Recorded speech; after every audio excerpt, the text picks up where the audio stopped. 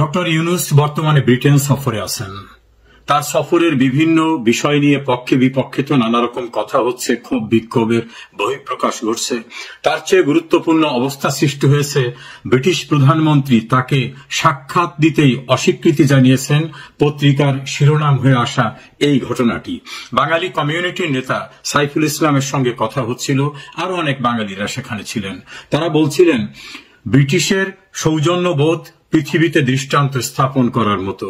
কদিন পূর্বে বাংলাদেশের একটা ছোট সিটি কর্পোরেশনের মেয়র আনোয়ারুজ্জামান চৌধুরীর সঙ্গে তার সাক্ষাৎ হয়েছে, যেটা পত্রিকায় শিরোনাম হয়ে এসেছিল। এর পূর্বে অনেক রাষ্ট্রপ্রধান, সরকার প্রধানের সঙ্গেও তার সাক্ষাৎ হয়েছে। বাংলাদেশের প্রধানমন্ত্রী শেখ হাসিনার সঙ্গে দেখা করে তৎকালীন ব্রিটিশ প্রধানমন্ত্রী ঋষি সুনাক হাঁটু গেড়ে বসে তার সৌজন্যতা, ভদ্রতা, শিষ্টাচার দেখিয়েছিলেন।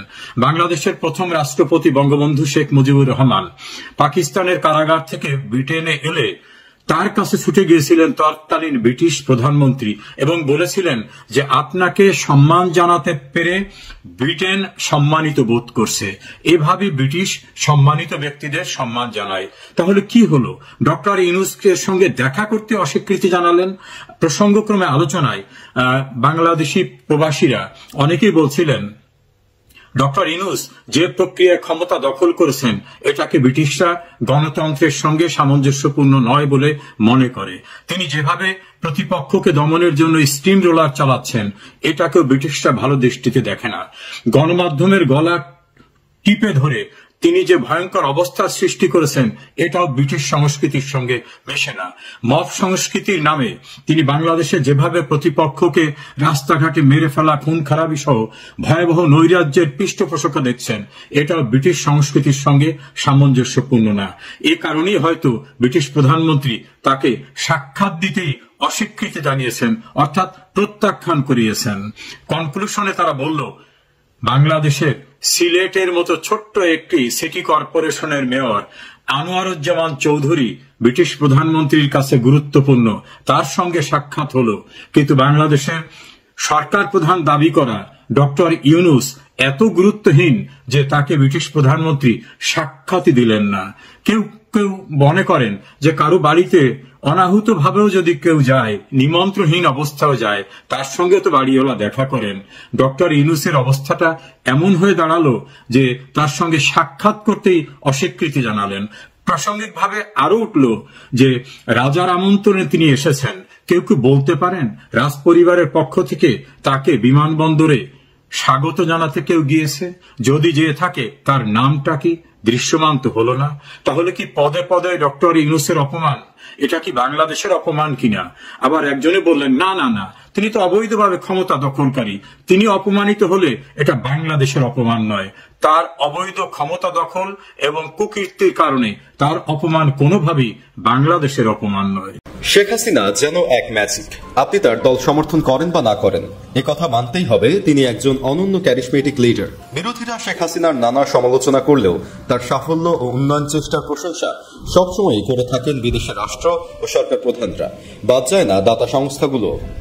প্রধানমন্ত্রীর বিদেশে সফরে আবারও এর প্রমাণ মিলল। চারপাশে প্রশংসার ফুলঝুরি। নির্ময়ের বাংলাদেশকে তরতর করে এগিয়ে নেওয়ার কৃতিত্ব তাকে দিচ্ছেন বিদেশি সরকার, রাষ্ট্রপ্রধান ও বিভিন্ন সংস্থার প্রধানেরা। একসঙ্গে 3 দেশ সফরে প্রথমে জাপানে, এরপর আমেরিকায় এবং সবশেষে ইংল্যান্ডে গিয়ে প্রশংসায় ভাসলেন প্রধানমন্ত্রী শেখ হাসিনা। ইংল্যান্ডের রাজা চার্লসের অভিষেক অনুষ্ঠানে প্রধানমন্ত্রী শেখ হাসিনা এখন যুক্তরাজ্যে। সফরে দেখা হয়ে গেল দেশটির প্রথম ভারতীয় বংশোদ্ভূত সরকার প্রধান ঋষি সুনাকের সঙ্গে। বাংলাদেশের প্রধানমন্ত্রীকে একজন সফল অর্থনৈতিক নেতা হিসেবে দেখে থাকেন ইংল্যান্ডের সরকার প্রধান। বাংলাদেশের পাল্টে যাওয়ার কৃতিত্ব শেখ হাসিনাকে দিয়ে তিনি বলেন, আমি আপনাকে অনেক বছর ধরে অনুসরণ করছি, আপনি একজন সফল অর্থনৈতিক নেতা।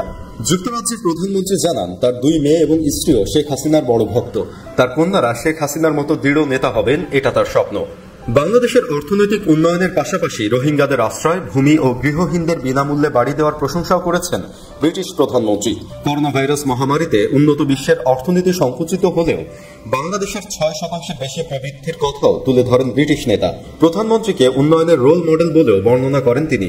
দুই নেতা কথা বলেন আধা ঘন্টারও বেশি। এখানে দুই দেশের সম্পর্ক আরো কিভাবে বাড়ানো যায় তা নিয়ে আলোচনা হয়। ঋষি সুনাক বলেন, যুক্তরাজ্য বাংলাদেশের সঙ্গে সম্পর্ককে মূল্য দেয়। ঋষি সুনাকেরও প্রশংসা করতে ভোলেননি শেখ হাসিনা। জানান, এত কম বয়সে এশীয় ঐতিহ্য থেকে ইংল্যান্ডের সরকারের নেতৃত্বে দেখে তার খুব ভালো লেগেছে। ইংল্যান্ডে যাওয়ার আগে শেখ হাসিনা যান আমেরিকায়। বাংলাদেশের সঙ্গে সম্পর্কের 50 বছর পূর্তিতে তাকে পেয়ে উচ্ছ্বাস প্রকাশ করেন বিশ্ব ব্যাংকের প্রেসিডেন্ট ডেভিড ম্যালপাস। এ নিয়ে দুটি টুইটও করেন তিনি। বলেছেন, দারিদ্র্য হ্রাস, নারীর ক্ষমতায়ন এবং জলবায়ু পরিবর্তনের সাথে খাপ খাইয়ে নিতে বাংলাদেশের উদ্ভাবনী পদ্ধতি থেকে অনেক বেশ শিক্ষা নিতে পারে। এরপর বিবৃতিও দেয় বিশ্ব ব্যাংক। এতে বলা হয়, স্বাধীনতার সময় বাংলাদেশ ছিল বিশ্বের সবচেয়ে দরিদ্র দেশের একটি। 2015 সালে সেটি হয় নিম্ন মধ্যম আয়। বর্তমানে বিশ্বের সবচেয়ে দ্রুত বর্ধনশীল অর্থনীতির একটি বাংলাদেশ। বিশ্ব ব্যাংকের ভাইস প্রেসিডেন্ট মার্সি টেম্বনও প্রধানমন্ত্রী শেখ হাসিনার প্রশংসায় টুইট করেছেন। এতে তিনি লেখেন, বাংলাদেশ সত্যিকার অর্থেই বিশ্বের অন্যতম সেরা উন্নয়ন সাফল্যের গল্প তৈরি করেছে, যা ব্যাপকভাবে অনুকরণ করা যেতে পারে। 2009 সালের জানুয়ারিতে দ্বিতীয়বারের মতো বাংলাদেশের ক্ষমতা নেন শেখ হাসিনা। এরপর আরো দুটি মেয়াদ শেষের পথে। এই সময়ে দারিদ্র্য বিমোচন, উচ্চভিলাষী নানা প্রকল্পে পাল্টে গেছে এবং যাচ্ছে দেশের চেহারা। স্বাধীনতার পর যে বাংলাদেশকে বলা হচ্ছিল বিশ্বের দারিদ্র্যের জাদুঘর, 1757 সালে পলাশীর যুদ্ধে ষড়যন্ত্রের কাছে নবাব সিরাজউদ্দৌলার পরাজয়ের পর 200 বছর ধরে পেছাতে থাকা সেই দেশ এখন বিশ্বের 35তম বৃহৎ অর্থনীতি। করোনা ভাইরাস মহামারী, এমনকি ইউক্রেন যুদ্ধের কঠিন পরিস্থিতিতেও থেমে নেই অগ্রযাত্রা।